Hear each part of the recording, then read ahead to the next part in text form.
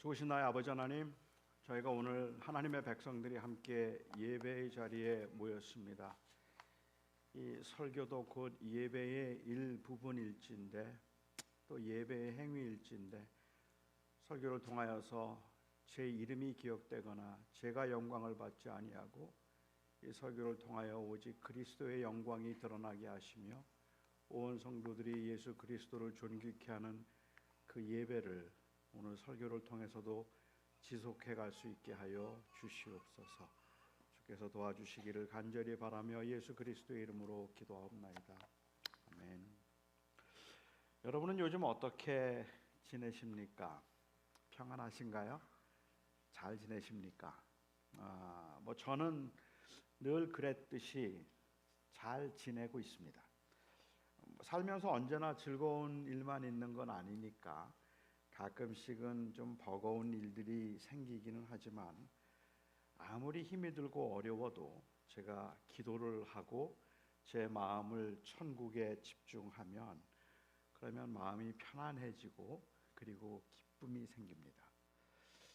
이제 곧 눈물도 수고도 없는 그 천국에 들어가서 그곳에서 제가 누리게 될 그 최고의 만족을 상상하면 그냥 지쳤다가도 힘이 나고 아무리 저를 힘들게 만드는 사람에 대해서도 용서하고 싶은 마음이 생기고 저보다 잘 나가는 사람들을 보아도 그래도 괜찮습니다.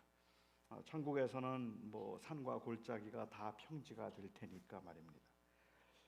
요즘 세상에서 들리는 이야기들은 다 우울한 이야기들 뿐이고 이제 뭘 하며 살아야 되나 생각하면 그러면 잠이 오질 않을 만큼 갑자기 걱정이 밀려오다가도 예수님께서 십자가의 죽으심으로 제게 허락하신 이 영원한 생명을 생각하면서 찬송을 부르거나 아니면 이 구원에 관한 성경 말씀을 읽고 있으면 그게 그렇게 위로가 될 수가 없습니다.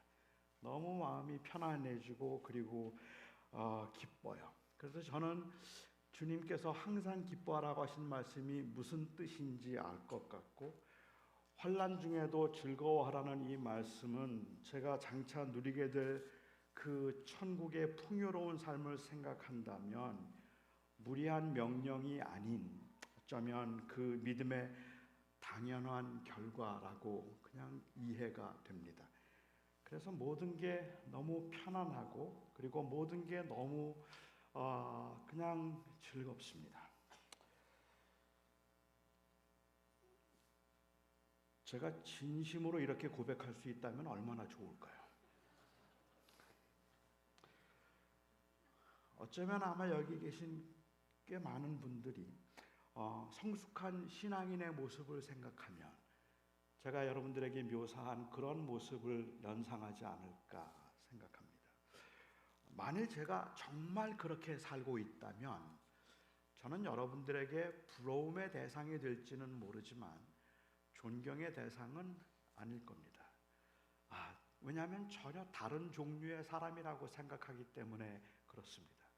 여러분들은 터미네이터나 아니면 슈퍼맨을 보면 그 능력을 굉장히 부러워하기는 하지만 그 능력 때문에 그를 존경하지는 않을 겁니다. 그는 전혀 다른 종류의 사람이니까, 다른 종류의 존재니까 그렇습니다.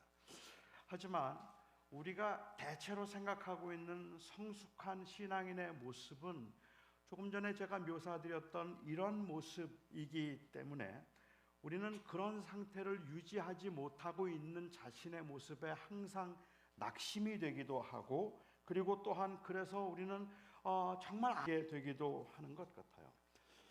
그런데 저는 오늘 여러분들과 함께 누가 그렇게 살 수 있을까 하는 것을 논하기 전에 정말로 그렇게 사는 것이 우리가 바라보고 있는 성숙한 신앙인의 모습일까 하는 것을 먼저 생각해 보고 싶습니다.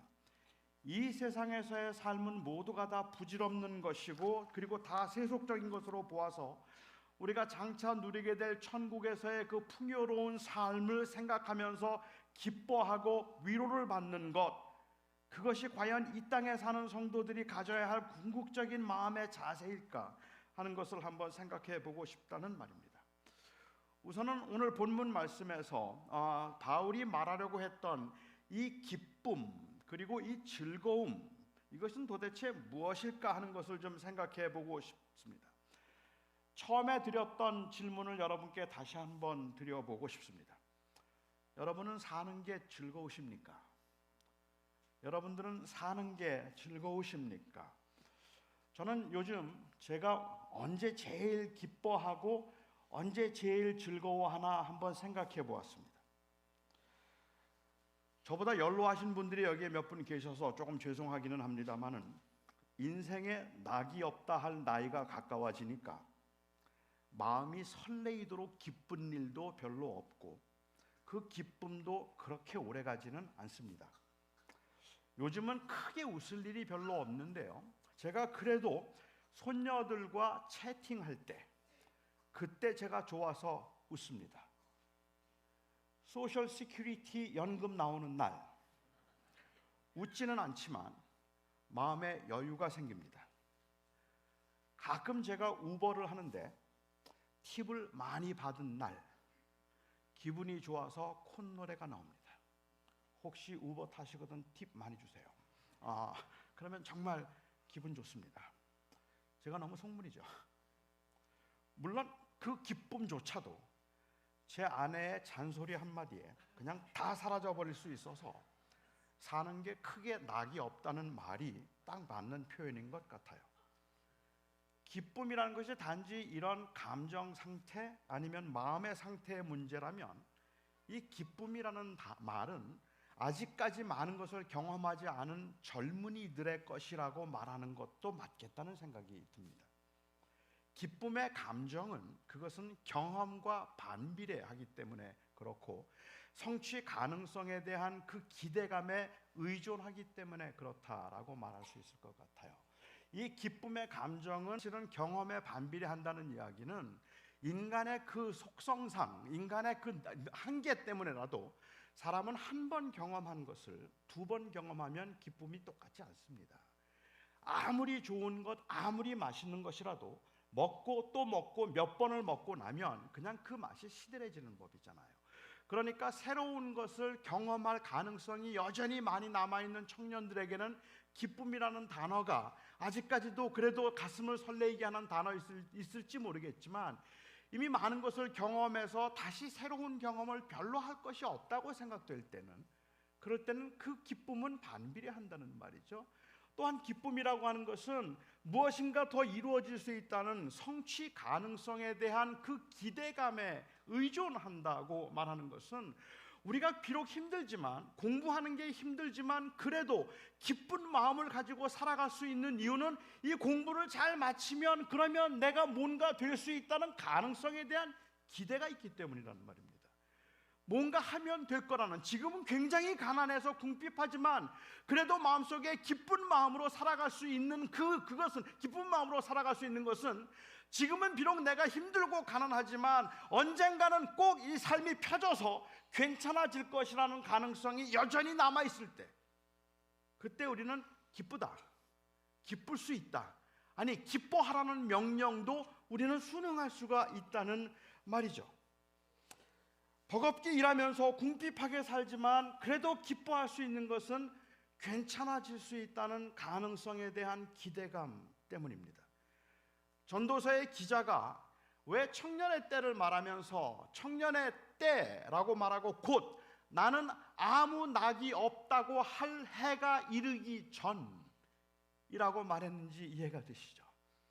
나는 아무 낙이 없다라고 말할 해가 이르기 전까지는 청년의 때라는 말입니다.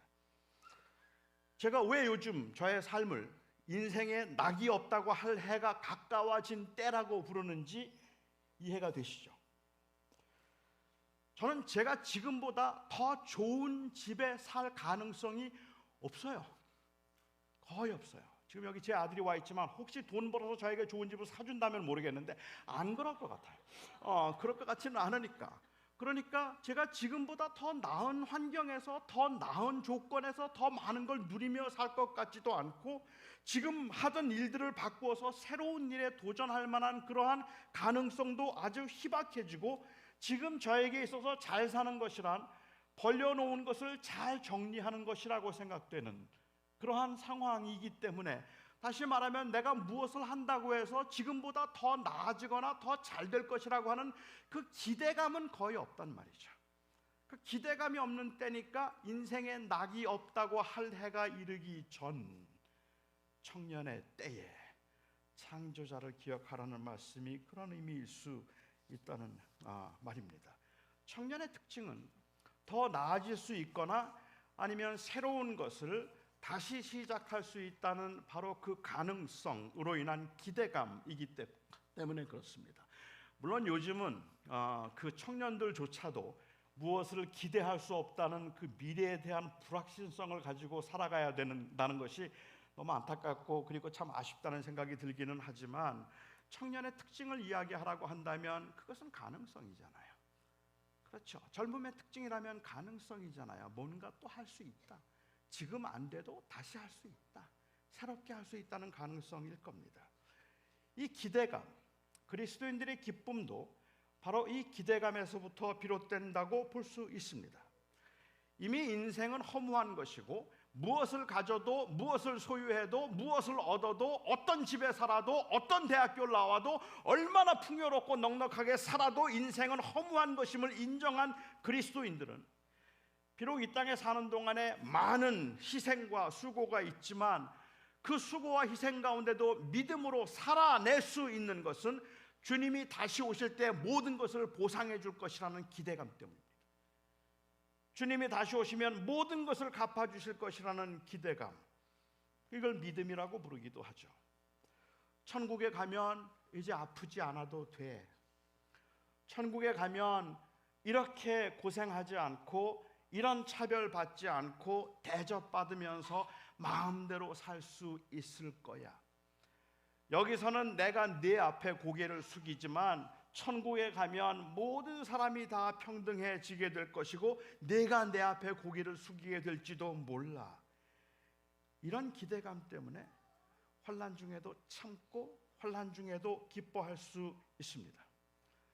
저는 이런 생각에 크게 이의가 없기는 하지만, 그럼에도 불구하고 이런 이원론적인 그러한 그 이 생각, 이런 이유 아닐까 하는 생각을 하게 된다는 말이죠. 제가 고등학생 때 즐겨 부르던 찬송가가 있습니다. 복음성가. 당시 고등학교 2학년, 3학년 때 제가 늘 제 입에서 떠나지 않던 그 이 복음성가가 있었는데, 주님 고대가입니다. 나 환자들을 위해서 사역을 하다가 이 신사참배에 반대해서 옥에 갇히기도 했던 손양원 목사님이 지으신 그 이 가사로 만든 곡입니다. 낮에나 밤에나 눈물 머금고 내 주님 오시기만 고대합니다. 가실 때 다시 오마 하신 예수님, 오 주여 언제나 오시려나이까. 고등학생이 뭘 안다고 인생을. 그런데 고등학생이었던 제가 그 찬송을 부르면서 울었어요. 주님 언제나 오시렵니까? 언제 갈 때 다시 오마 하신 주님 언제나 오시렵니까? 그래서 막 성령이 충만할 때는 그냥 학교를 가는 길에 먼 산을 쳐다보고 이 하늘을 바라보면서도 오늘 주님 오시려나? 그렇게 생각하고, 그리고는 괜히 눈물을 짓곤 했던 모습. 수양에 가서도 그냥 낮에나 밤에나 눈물 머금고 내 주님 오실 날만 기다립니다. 이 찬송을 부르고 있는 이 고등학생이었던 저를 보고 너무 희한하게 생각한 당시 처음 교회 나오게 시작한 청년이 저한테 아주 노골적으로 도전을 한 적이 있습니다. 너무 비관적이라는 거예요. 너무 염세적이라는 거예요.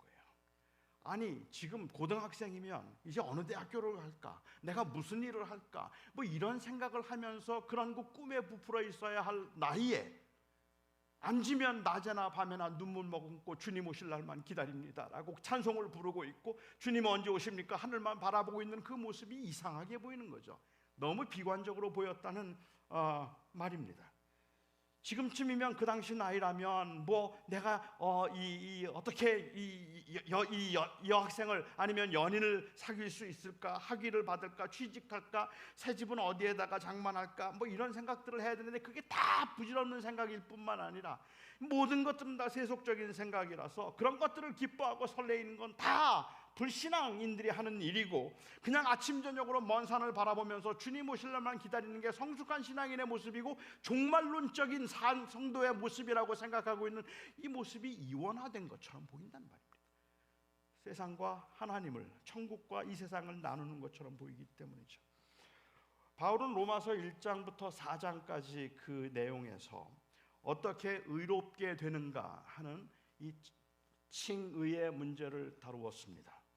어떤 사람들은 그 이후에 5장부터 8장까지 그 의롭다함을 받은 사람이 어떻게 거룩하게 살아야 되는가 하는 성화에 관한 문제를 다루고 있다고 이야기를 하기도 하는데, 사실은 그 구분이 명확하지는 않아서 혹자들은 1장부터 11장까지가 칭의에 관한 이야기고 12장부터가 성화에 관한 이야기라고 말하는 사람들도 있습니다. 하지만 제가 이야기하는 5장부터 8장까지 있는 내용이 성화라는 교리에 관한 이야기는 아니더라도 성도들은 어떤 자세로 살아가야 되는가 하는 성도의 자세를 말하고 있는 건 틀림이 없다고 생각합니다. 그러니까 우리가 의롭다함을 받았다면 그 거룩한 하나님의 백성이 이제는 하나님과 화평하게 된 사람들이 어떻게 살아야 되는가 하는 이야기를 하고 있다는 말이죠. 바울은 우리가 믿음으로 의롭다함을 받았기 때문에 예수 그리스도로 말미암아 하나님과 화목하게 되었다고 했습니다. 예수 그리스도 때문에 우리가 이 의롭다함을 받는 은혜에 들어가게 되었으니까 이제 우리가 하나님의 영광을 바라보며 환난 중에라도 즐거워한다라고 그렇게 이야기를 하고 있습니다. 그렇다면 먼저 짚어보고 싶은 문제는 의롭다함을 받는다 혹은 구원을 받는다는 말은 무슨 뜻일까요? 바울이 의롭다함을 받았으니 혹은 화목하게 되었으니 하나님의 은혜에 들어가게 되었으니 이 말들은 결국은 다 구원받는다는 말이잖아요. 구원을 받았다는 말은 단순히 천국에 들어가게 되었다는 그러한 말로 이해할 수도 있습니다. 그래서 천국에 들어가면 더 이상 고생 끝, 눈물 끝, 수고 끝을 의미하기도 하죠.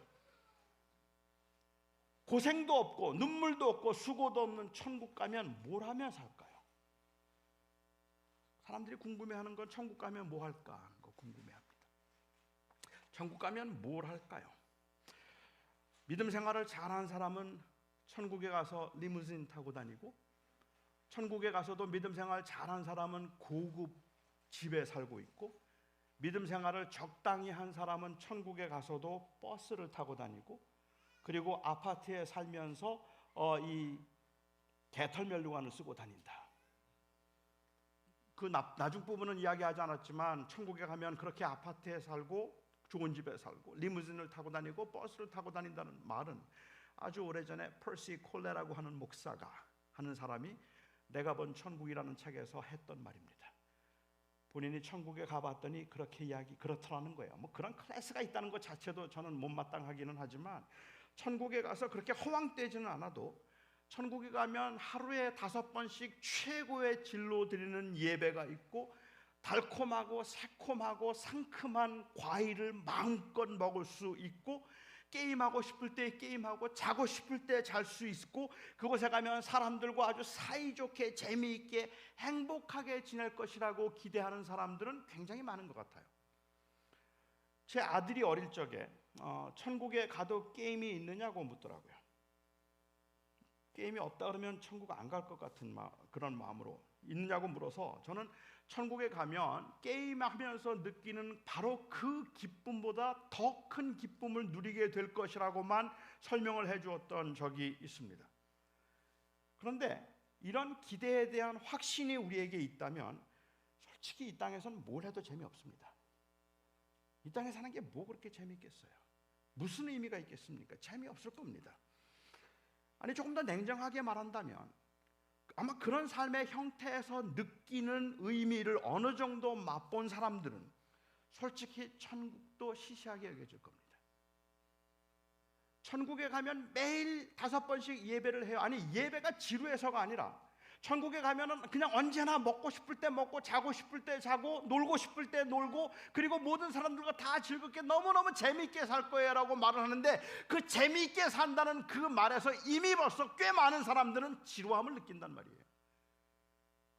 그 쾌락의 한계를 경험했던 사람들이기 때문에 그래요.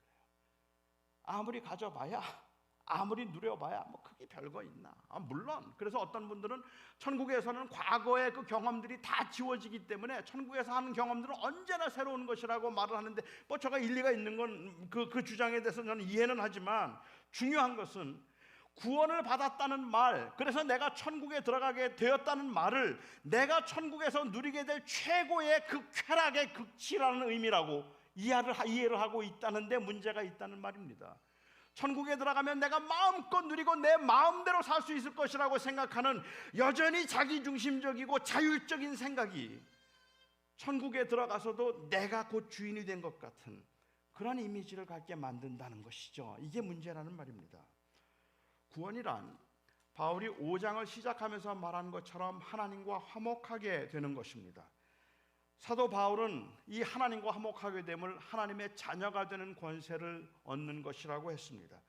그러니까 구원이라는 것은 결국은 회복입니다. 잃어버린 바 되어서 절망 중에 살던 사람들이 다시 하나님의 자녀가 되는 신분의 회복이고, 거역했던 자가 다시 하나님께 돌아와서 하나님 안에서 완성된 하나님의 주권의 회복입니다. 우리의 일그러진 것들이 새로워질 것이지만 그 모든 것을 통해서 궁극적으로 나타나게 되는 것은 결국은 하나님의 다스림의 회복이라는 말입니다. 천국에 들어가면 우리가 하나님이 되는 게 아닙니다. 천국에 들어가면 우리가 주체가 되는 게 아닙니다. 천국에 들어가면 원래 하나님께서 우리를 만드셨던 것처럼 우리는 그 피조물로서의 본연의 자세로 돌아가서 그 창조주신 여호와 하나님을 찬양하며 기뻐하며 그를 즐거워하는데, 창조주로서 그 하나님을 경배하는 것을 최고의 기쁨으로 여길 수 있도록 하나님의 하나님 되심이 온전해지는 곳이 바로 천국이란 말입니다. 그러니까 천국의 특징은 내가 잘 되는 것이 아니라 하나님의 나라의 완성입니다. 하나님의 나라의 완성이라는 말은 이것은 하나님의 다스림의 회복이라는 그러한 의미이죠. 아직은 그리스도 안에서만 하나님의 주권이 회복되었지만 그리스도께서 다시 오실 때에는 이 땅에서 그리고 피조물 안에서 하나님을 거역하던 사람들의 입에서조차도 하나님의 그 영광과 하나님의 주권이 회복될 것입니다. 천국에 들어갔을 때 우리가 보게 될 가장 확실한 것은 내가 얼마나 편해지는가가 아니라 하나님이 얼마나 하나님다워지는가 하는 것입니다. 얼마나 하나님께서 하나님다워져서 하나님의 주권이 회복되는가, 하나님의 다스림이 온전히 나타나는가, 그것이 바로 천국의 특징이라는 말입니다. 그래서 이 말을 바울은 2절에서 이렇게 표현합니다. 그로 말미암아 우리가 믿음으로 서 있는 이 은혜에 들어감을 얻었으며 하나님의 영광을 바라고 즐거워하느니라. 하나님의 영광을 바라고 즐거워한다는 말을 영어 성경에서는 대부분의 그 성경 번역이 We rejoice in hope of the glory of God. We rejoice in hope of the glory of God. 하나님의 그 영광, 하나님의 다스림, 하나님의 통치, 그것에 대한 희망으로 인하여 기뻐한다고 이야기를 하고 있어요. 그게 바울이 기뻐하는 이유입니다. 환난이 인내를, 인내가 연단을, 연단이 소망을 이룬다고 할 때 이 소망은 하나님의 영광에 대한 소망입니다. 우리가 궁극적으로 추구하고 바라보는 것은 하나님의 다스림이고 하나님의 통치입니다. 바울은 이 하나님의 통치에 대한 소망 때문에 우리는 환난을 당하지만 기뻐한다. 그날 하나님의 다스림이 온전해질 것이니까, 온전히 드러날 것이니까 우리는 그것을 바라보며 기뻐한다라고 이야기를 했어요. 단순히 고난을 당해도 천국을 생각하면 히히해 웃을 수 있다는 말이 아닙니다. 단순히 고난을 당하고 힘이 들어도 천국만 생각하고 내가 거기에서 내가 누릴 그 만족을 생각하면 그냥 마냥 즐겁고 기쁘다는 이야기를 하고 있는 게 아닙니다. 여기에 즐거워한다라고 번역된 그 단어가 세번역에는 제가 볼 때는 정확하게 번역을 했다고 생각하는데, 바울이 일반적으로 즐거워한다고 사용할 때 사용하는 그 헬라 단어가 아니에요. 아주 특별한 단어를 사용하고 있습니다. 그래서 내가 즐거워한다라는 이 말의 의미를 자랑한다라고 번역을 했더라고요. 새 번역은 그래요. 자랑한다. 부끄러워하지 않는다. 그게 즐거워한다는 말입니다. 내가 환난 가운데 있지만 나 창피하지 않다 그 말이에요. 내가 환난 가운데 있지만 나는 그럼에도 불구하고 그 가운데서도 나는 인정하겠다는 거예요. 하나님의 다스림을. 그래서 그것이 바로 즐거워함이라는 말로 번역이 된 단어인 것 같아요. 밝히 드러내어서 부끄러워하지 않고 수긍한다는 말입니다. 고난을 인정한다는 말이 아니라 고난 가운데 있지만 고난 중에도 하나님의 그 다스림을 인정하겠다는 말입니다. 그 고난 중에도 하나님의 다스림을 인정하고 하나님의 다스림을 부끄러워하지 않겠다는 말입니다. 그 후에 바울이 재미있는 이야기를 하죠. 저는 바울의 이 말에도 오해가 많다고 생각하는데, 바울은 단순히 고난이 주는 유익이 무엇인가를 말하는 것보다 고난 중에 있으면서도 우리는 어떻게 살아야 하는가를 말하고 있는데, 우리는 종종 고난의 유익을 말하는데 본문을 사용하는 경우들이 종종 있어서 그렇습니다. 그는 우리가 이 땅에 사는 동안에도 환난 중에도 즐거워하는데 이는 환난은 인내를 낳기 때문이다 라고 얘기했어요. 그리고 인내는 연단을 낳기 때문에 그렇다라고 그렇게 이야기를 했는데, 우리 새 번역에서는 연단의 인격이라 그런 것 같아요. 연단의 인격을 낳기 때문이다라고 하는 것 같은데, 글쎄요. 여러분은 인내심을 키우기 위해서 고난을 받으라면 고난을 받으시겠습니까? 고난을 받아야 인내심이 생겨. 그러니까 인내심을 키우기 위해서는 고난이 필요해. 그렇게 말하면 여러분 고난 받으시겠습니까? 전 안 받을 것 같아요. 현대인들은 인내심을 최고의 덕으로 여기지 않습니다. 제가 한국에서 학생 시절에 한국에 있을 때는 남들보다 인내심이 좋다는 것을 드러내기 위해서 인내심은 항상 덕이었어요. 그래서 아파도 아픈 척하지 말아야 돼요. 참아야 되니까. 힘들어도 힘든 척하지 않고 그냥 잘 참고, 배가 고파도 참고, 무시당해서 감정이 상해서도 화가 난 감정을 잘 참아서 그것을 누르면 그게 좋은 덕이라고 생각을 했던 거죠. 무조건 참는 게 좋다고 해서 저도 참아보려고 굉장히 애를 썼는데, 제가 참기 위해서 했던 그냥 남들보다 좀 탁월한 일이 있다면, 미국에서 한국까지 가는 동안에 화장실 가고 싶은 걸 12시간 동안 참은 거, 뭐 그 정도일 것 같아. 정말 잘 참았어요. 그러면서 인내심을 키운다고 생각을 했었죠. 그런 인내심을 키워서 그게 나에게 주는 유익함이 뭘까? 저희 아버님의 좌우명은 참을 인자 세이시면 살인도 면한다였습니다. 그래서 늘 참아라 그 말씀만 하시면서 살았어요. 요즘은 제 아내가 저보고 영감, 할아버지 놀리지만 더 늙어서 버림을 받을까 봐 참고 있습니다. 꼭 참고 있어요. 제가 지난 금요일 날 말씀드렸던 꿈이기는 했지만 저를 쓰레기통에 갖다 버렸던 그 여자가 저기 있습니다. 그래도 저는 참습니다. 버림받을까 봐. 고난을, 참을성을 키우기 위해서 고난을 참는다면, 물론 그 참을성 없는 조급한 것이 미숙함을 의미하는 경우도 많이 있을 겁니다. 그걸 부인하고 싶진 않지만, 참을성 있긴 하지만 참을성을 키우기 위해서 고난을 받는다면 과연 그런 엄청난 핍박과 시련을 견뎌내야 할 만큼 그 인내심이 가치가 있는 걸까 하는 의문을 갖게 되더라는 말입니다. 고난이 참을성이라는 열매를 맺게 해준다는 말에 저는 동의하기도 어렵고, 그리고 고난 때문에 고난이 주는 유익이 인내라는 말도 저는 사실 이해가 되지 않는 부분이기는 합니다. 굉장히 극심한 고난을 당한 사람들 중에는요, 참을성이 많아지고 좋은 인격을 갖게 되는 것보다 상처가 깊어지는 경우들이 훨씬 더 많습니다. 마음이 조급해지고, 그리고 상처가 깊어지고, 마음속에 불안함이 생기고 아픔이 훨씬 커요. 그러니까 환난은 인내를 낳는다? 실제로는 아닌 것 같아요. 환난이 인내를 낳는 것이 아니라 환난은 아픔을 줘요. 환난은 우리의 마음에 핥히고 상처내고 찢는 것 같은 일들이 있다는 거죠. 그래서 그 다음 말이 의미가 있어요. 환난은 인내를, 사실은 그 인내는 일종의 과정일 뿐이고 인내를 통해서 우리가 연단을 낳는다. 그런데 이 연단이라는 말이 애매하기 때문에 많은 영어 성경에서는 연단이라는 단어를 캐릭터라고 번역을 했어요. 성품으로, 품격으로. 그리고 우리 새 번역에서도 인격이라는 말로 번역을 한 것 같아요. 그런데 사실 오늘 본문에서 이야기하고 있는 의미를 제가 생각해 볼 때는 저는 단련이라는 말이 더 맞는 것 같아요. 그런데 여기에 인내라는 단어가 갖는 원래 의미는 무엇인가 하면, 인내라는 의미는 짓누르다입니다.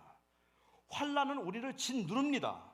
환난은 우리를 짓누르는데, 이 짓누르다는 단어는 어디에 주로 사용되는가 하면, 포도를 틀에다 넣어놓고 그것을 짓눌러서 거기에서 포도주를 주스를 짜낼 때, 감람 열매를 그것을 이 틀에 넣어서 그것을 짓눌러서 거기에서 감람유를 빼낼 때, 그때 사용되었던 단어가 인내예요.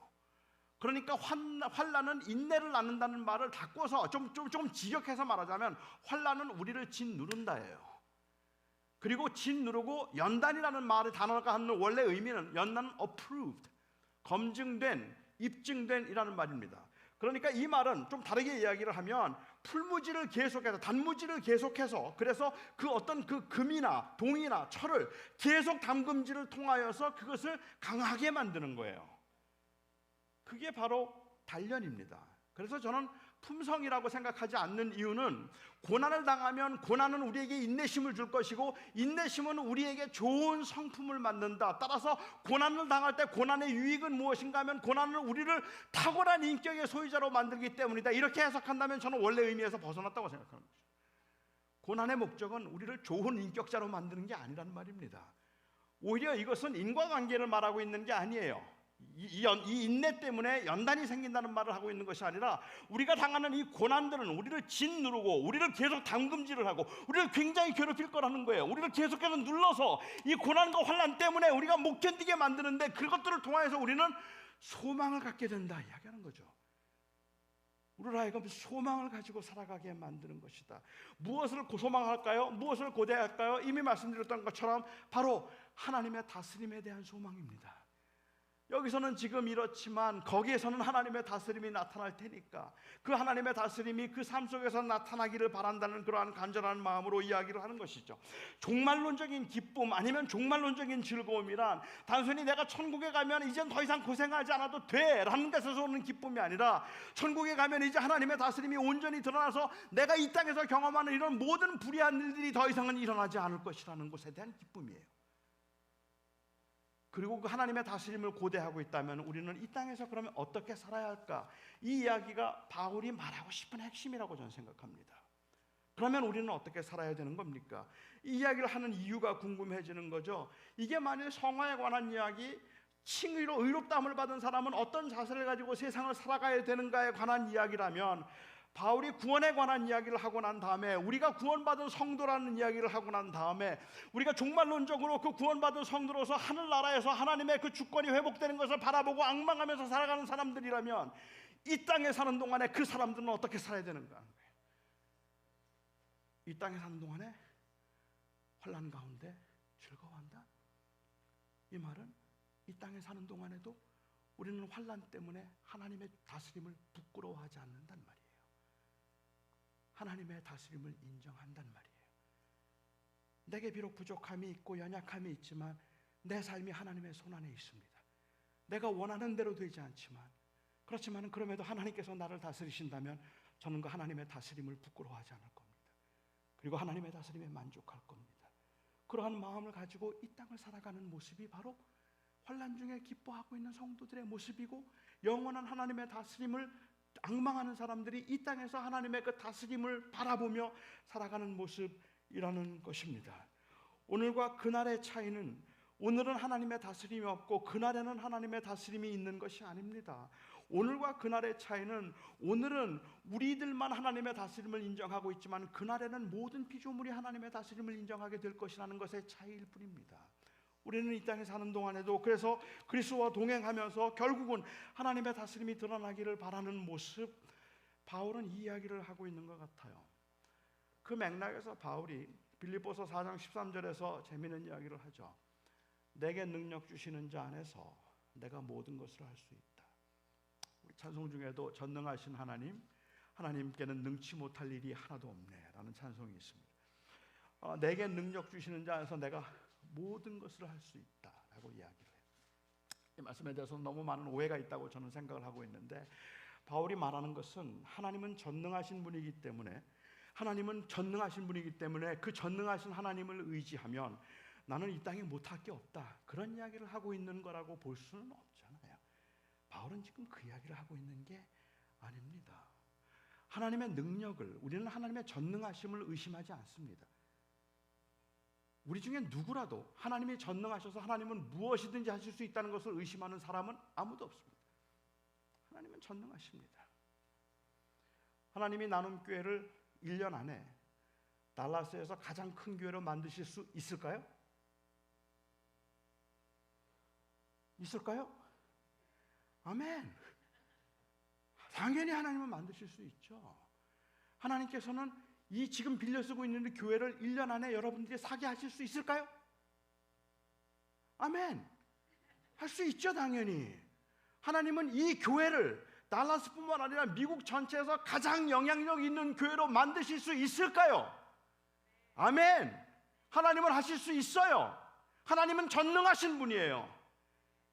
우리의 질문은 하실까요? 하실까요? 그걸 모르겠단 말이에요. 하나님이 다 하실 수 있다는 건 알겠는데 해 주실지는 모르겠어요. 하나님께서 정말로 나를 최고의 부자로 만들어 주시고 여러분들이 하는 사업이 형통해서 그야말로 대박나게 하실 수 있을까? 아멘. 하실 수 있어요. 하실까요? 그걸 모르겠어요. 아니요까지는 아닌데 모르겠어요. 그죠? 모르겠단 말입니다. 그러니까 결국은 우리가 지금 의문을 가지고 있는 것은 하나님의 능력에 대한 의문이 아니라 하나님의 의지에 대한 의문이에요. 과연 하실까? 아니, 과연 그게 하나님이 기뻐하시는 일일까? 그 질문을 우리는 하고 있는 거죠. 그런데도 이상하게 교회에서 뭐 하자고 하는데 그냥 안 한다 그러면 글쎄 그게 될까요? 그러면 믿음이 없다고 야단 맞아요. 이 말은 사실은 그게 하나님이 기뻐하시는 거야? 라는 질문인데도 마치 하나님의 능력을 부인하고 있는 것처럼 그렇게 오해를 하는 경우들도 종종 있다는 말입니다. 저희가 이 텍사스로 이제 작년에 이사를 왔는데, 이사를 오면서 집을 좀 장만을 해야 되는데 집을 여러 군데를 보러 다녔습니다. 근데 저는 뭐 오랫동안 신학을 했고 목회를 했으니까 많이 모았어요. 근데 책을 읽는 걸 좋아하는 것보다는 그냥 전시해 놓고 보여주는 걸 좋아하니까, 그러니까 이제 책이 많은데 제 아내는 자꾸만 저보고 그 책을 다른 사람을 주라는 거예요. 저는 책을 너무 좋아하는데 근데 자꾸 저에게 주라 그래요. 젊은 목사들한테 그 책 나눠주라는 거예요. 그래서 저한테 늘 하는 말이, 당신 그 책 볼 거야. 안 보죠. 다 봤어. 근데 또 볼 거야. 안 볼 거면 젊은 후배들이 그걸 읽고 유익을 얻는 게 더 좋지, 당신이 그 책 많이 가지고 있으면 무슨 소용이 있어. 뭐 나름대로 일리는 있어요. 그런데 저는 그 책을 가지고 있고 싶기 때문에 집을 장만할 때 책을 둘 만한 넓은 방이 있는 집을 저는 원했어요. 그래서 뭐 크게 욕심은 없었지만 조금 큰 집을 원한 거예요. 그리고 제 아내는 은퇴한 목사가 큰 집이 왜 필요하냐는 거예요. 책은 나눠주면 되고, 그리고 그냥 검소하게 사는 게 좋지, 그 뭐 자꾸만 큰 집을 하느냐 그래요. 그러니까 뭐 저는 제 아내의 이제 의견을 이제 따르기는 했지만 마음속으로는 그런 생각이 드는 거예요. 제 아내가 참 믿음이 없다. 아니 그 좀 괜찮은 집 저한테는 버거워요.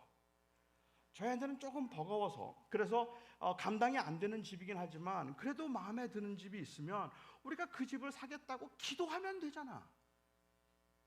기도를 하면 하나님께서 그 집을 주실 텐데 기도도 안 해보고 무조건 안 된다고만 그러는 제 아내가 믿음이 너무 없어 보이는 거예요. 하나님, 여보, 우리가 하나님 앞에 기도하면 하나님이 그거 안 주시겠어? 그러면 제 아내의 논리는 그거죠. 딱 그렇게 말하지는 않았지만 제 아내의 논리는, 왜 그러면 한 300만 불짜리 사지? 하나님이 그걸 안 되시나? 하나님이 그 정도는 아니고 내가 그렇게 욕심이 많은 건 아니고, 그렇지만 이것 정도는 해주시지 않을까? 뭐 그렇게 생각을 하고 저는 큰 집에 대한 기대가 있었는데, 그런데 그 자체가 이미 벌써 욕심이라는 거예요. 그냥 주어진 상황에서 하나님의 인도하심에 만족하며 살아갈 수 있으면, 바울이 말하고 있는 내게 능력 주신다 해서 내가 모든 것을 할 수 있다는 말은 하나님이 전능하신 분이니까 내가 원하는 건 다 취할 수 있다는 말을 한 게 아니거든요.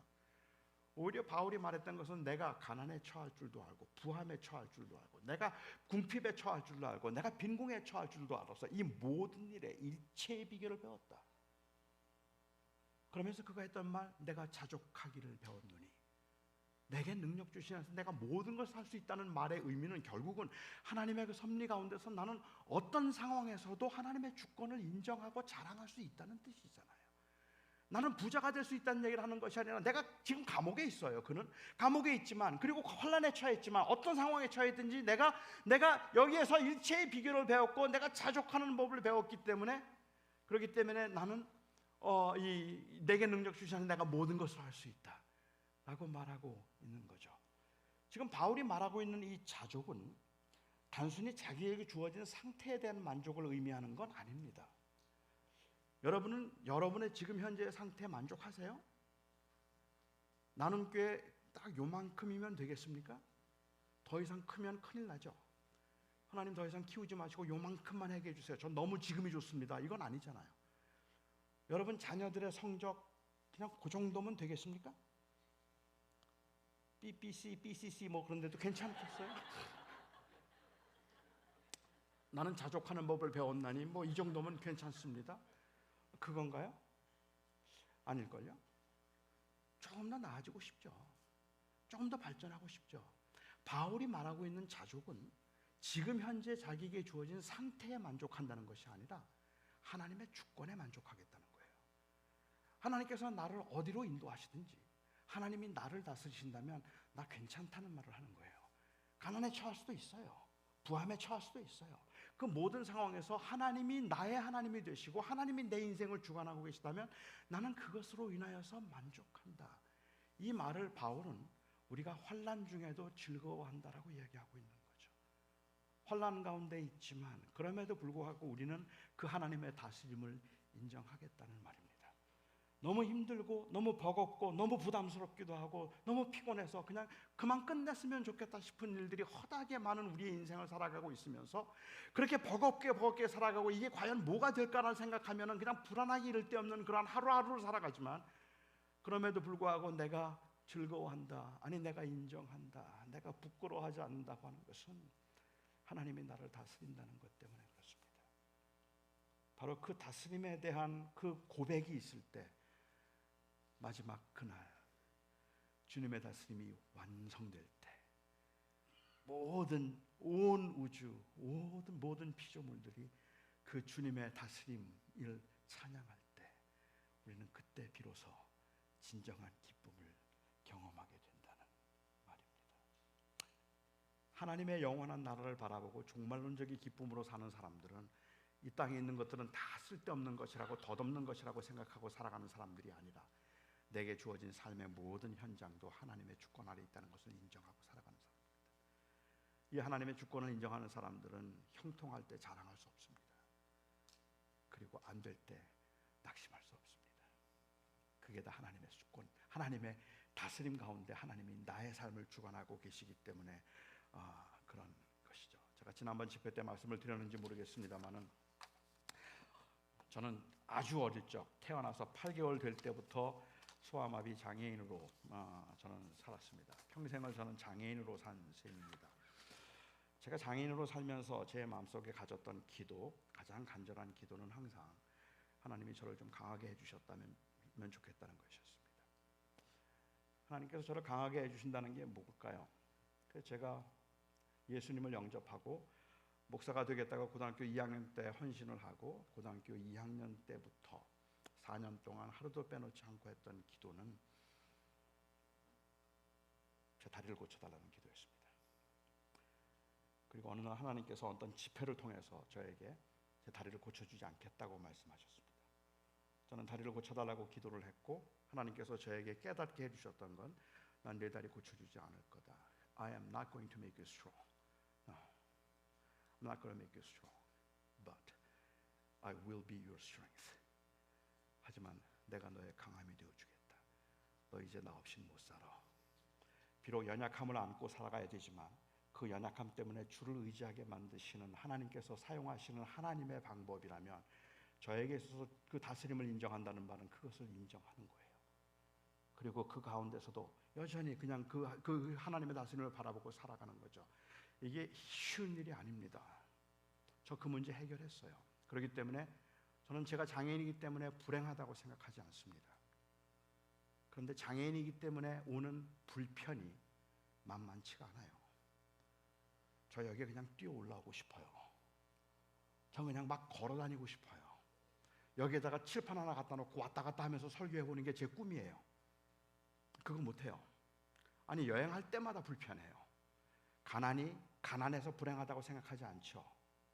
하지만 가난이 가져다 주는 그 불편함은 사람들이 생각하는 것보다 훨씬 더 큽니다. 그래서 그 불편함 때문에 때로는 좌절하고 때로는 낙심하고 때로는 슬퍼지기도 하는 겁니다. 우리가 하나님의 다스림을 인정한다는 말은 그것을 부끄러워하지 않냐고 즐거워한다는 말은 그냥 저절로 된다는 말의 의미가 아니라 바로 그러한 그 불편함이 있음에도 불구하고 여전히 불편함이 있음에도 불구하고 하나님께서 그 아들을 통하여서 우리와 화목하게 하신 그 놀라운 사실 때문에 나는 불행하지 않다는 그 믿음의 고백이 있으니까 그 하나님의 다스림을 인정하려는 몸부림입니다. 이것을 바울은 즐거워한다고 했습니다. 환난 중에 우리가 즐거워한다. 힘들지만 불편하지만 그래서 때로는 우울해지기도 하고 좌절하게 되기도 하지만 그럴 때마다 우리는 하나님의 다스림을 인정하며 살아간다. 왜? 그 다스림이 궁극적으로 온전해질 그날이 있기 때문에 그날을 바라보며 우리는 살아가는 것이죠. 이게 우리의 종말론적인 기쁨이라고 저는 생각합니다. 사랑하는 성도 여러분, 달라스에 사는 동안 또 요즘과 같은 팬데믹 시대에 여러분들이 살아가면서 환경이나 조건을 보거나 우리 자신의 그 이 능력을 보면 항상 한계를 느끼고 힘들다는 생각이고 버겁다는 생각이 드는 것 당연하겠다 생각합니다. 그럼에도 우리는 우리에게 주어진 이 삶의 현실, 때로는 초라해 보이기조차 하느니라는 삶의 현실들을 포기한 채 그냥 천국 갈 때까지 천국만 바라보고 사는 사람들이 될 수 없음은 하나님의 다스림이 여기에서도 인정되어야 되는 것을 알기 때문에 그렇습니다. 비록 힘들지만 주님이 내 주님이십니다. 주님이 내 인생을 다스리십니다. 그 하나님의 다스리심 가운데 비록 저에게 가난이 온다 할지라도 빈궁이 온다 할지라도 질병이 온다 할지라도 비록 저에게 아픔과 어려운 일들이 온다고 할지라도 내게 능력 주시는 자 안에서 내가 모든 것을 할 수 있으니 그 모든 것 가운데 저는 하나님의 다스림을 자랑할 겁니다. 모든 사람들이 비웃는 가운데 86세의 노구로 이 화형을 처하기 위해서 나무단 위에 세워놓고 하나님을 부인하라고 말할 때 86년 동안 나에게 신실했던 그 하나님을 나는 지금도 부끄러워할 수 없다고 말했던 팔리캅처럼 우리는 어떤 상황에서도 하나님의 다스림이 부끄럽지 않습니다. 결국은 하나님이 이루실 것이니까요. 기도하겠습니다.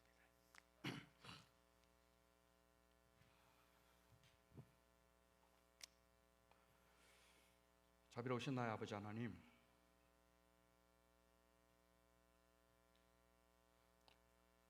제가 이렇게 설교를 하는 동안에도 여기에 계신 분들 중에 어떤 분들은 너무 마음이 무겁고 너무 마음이 불안한 분들, 아니 어쩌면 그 하나님을 향해서나 세상을 향해서 그냥 화가 나는 분들도 계실지 모르겠다고 생각합니다. 하나님은 전능하신데 왜 이렇게 안 풀리는지, 정말 하나님을 의지하고 수없이 기도했는데 왜 되는 게 별로 없는지, 그래서 힘들고 버겁고 또 때로는 화가 나기도 하는 우리의 삶의 현실인데 그 현실에서 바울이 우리가 환난 중에도 부끄러워하지 않는다, 그렇게 고백을 할 수 있었던 그 하나님의 다스림에 대한 인정이 우리는 힘들면서도 사실은 사무치게 그립습니다. 저희도 그렇게 인정할 수 있으면 좋겠습니다.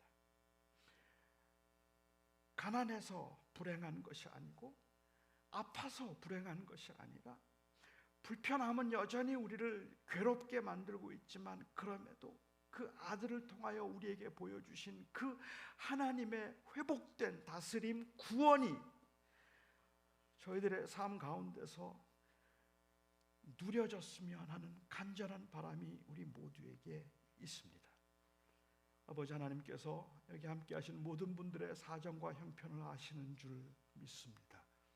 주여, 주께서 동행하시고 함께 하심으로 그 하나님의 임재와 그리고 하나님의 선하심을 오늘도 보여주시옵소서.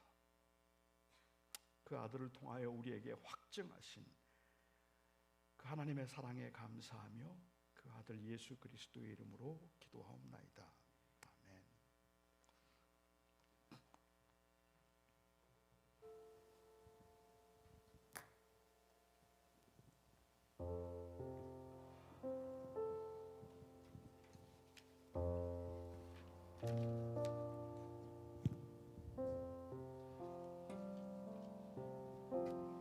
오늘 말씀 생각하시면서 준비하신 헌금 드리도록 하겠습니다.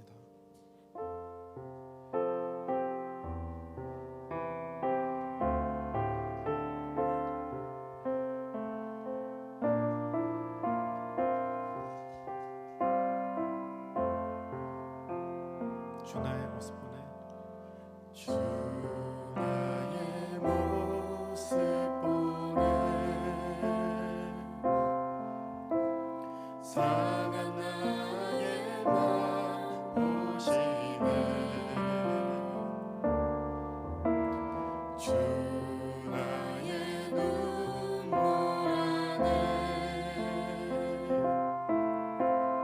홀로 울던 맘 하시네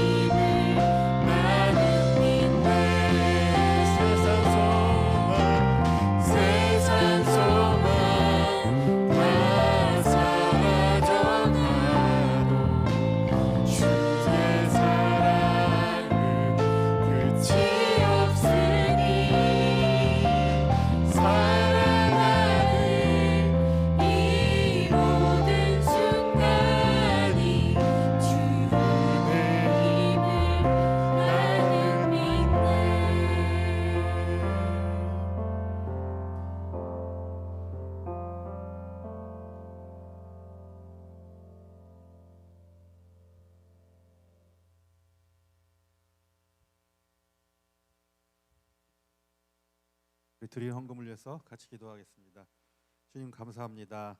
네, 우리 걸음에 주님이 항상 계시고 또 어떤 상황 속에서도 그 주님을 붙들 수 있고 주님이 있다는 걸 우리에게 알려주심을 감사합니다. 그것 때문에 우리가 또 새 힘을 얻고 나아갑니다. 감사하는 마음을 담아 주님께 드렸습니다. 하나님 나라가 이것을 통해서 또 조금이나 확장되기를 원합니다. 감사드리며 예수님의 이름으로 기도합니다. 아멘. 예, 교회 소식 알려드릴게요. 함께하신 여러분 감사합니다. 세금 보고를 위해서 헌금 내역이 필요하신 분들한테 알려드립니다. 그 재정 집사님이 바쁘시기 때문에 2월 한 달만 그 세금 보고용 자료를 발행할 거니까요. 저한테 그 요청을 하시면 이메일 주소를 저한테 보내주세요. 그러면 제가 취합해서 그 집사님한테 보내드리고 집사님은 주말에 자료를 만들어서 한 주에 주말에 한 번씩 이렇게 배송 네, 드릴 테니까 그래서 기억해 주시고 저한테 신청을 해주시면 됩니다. 그리고 그 주말이나 주일에 여러분한테 보내드리도록 하겠습니다. 그래서 2월 한 달만 할 거니까 기억해 주시고요. 미리미리 신청해 주시면 감사합니다. 저한테 신청하셔야 됩니다. 주일학교 1월 말까지 지금 현재 상황으로는 좀 아직 모임을 안 하고 있는데 코로나가 너무 좀 심하게 확장돼서 다들 어려워 있습니다. 같이 열심히 좀 기도하고서 우리 잘 이겨냈으면 좋겠어요. 오늘은 ABC 모임이 없습니다. 제 주보에는 있다고 나갔는데 오늘은 없습니다. 기억해 주시기 바랍니다. 구정입니다. 2월 1일이 구정이죠. 여기 우리나라로. 그래서 봉사부에서 떡하고 김밥을 준비했다고 합니다. 문 열고 나가시면 뒤에 준비되어 있으니까 하나씩 가져가시면 됩니다. 우리 노진진 목사님 아까 말씀 중에 잠깐 얘기했는데 가족분들이 오셨습니다. 사모님하고 아드님이시라고요. 잠깐만 일어나 주시면 우리 환영하는 박수 받겠습니다. 죄송합니다. 제가 따님인 줄 알았습니다.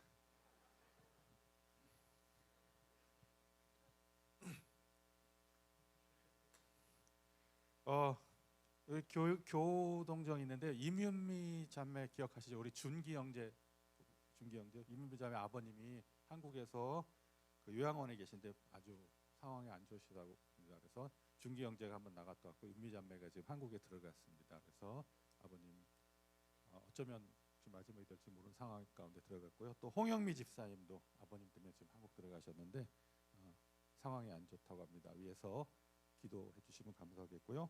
우리 은희자매 그다음에 김백준 집사님 어머니 신정옥 집사님 계속해서 기도 부탁드리고 조금이라도 하나님께서 치유하는 일들이 있었으면 좋겠습니다. 예, 저는 이상입니다.